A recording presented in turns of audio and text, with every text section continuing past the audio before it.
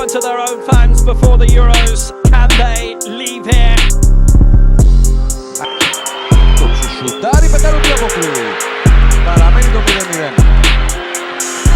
Πανηγυρίζει και δέχεται τα συγχαρητήρια από τις συμπαίκτριές της. Βλέπετε εδώ το λάθος της Γιάτσου και μάτια του σωστά εδώ πέφτει στην αριστερή της γωνία.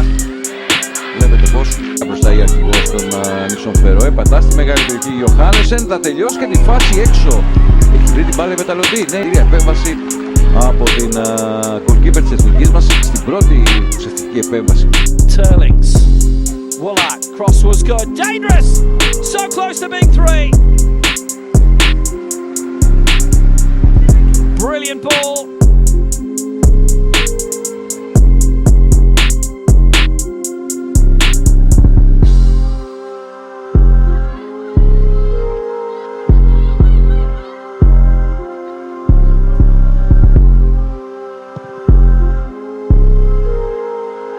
Und die Chance, Gierzinger.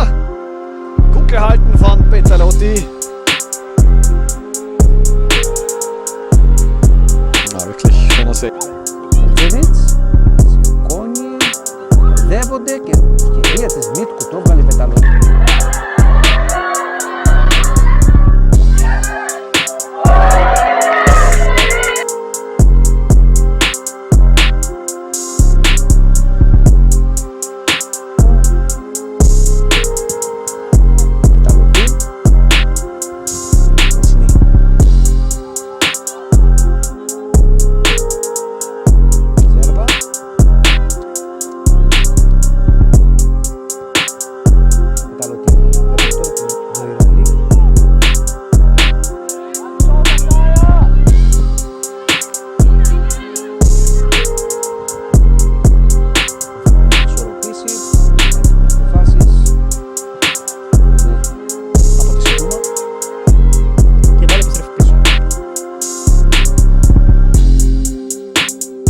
Θα λέγαμε τα πρώτα λεπτά στο παιχνίδι, με τις ομάδες να προσπαθούν.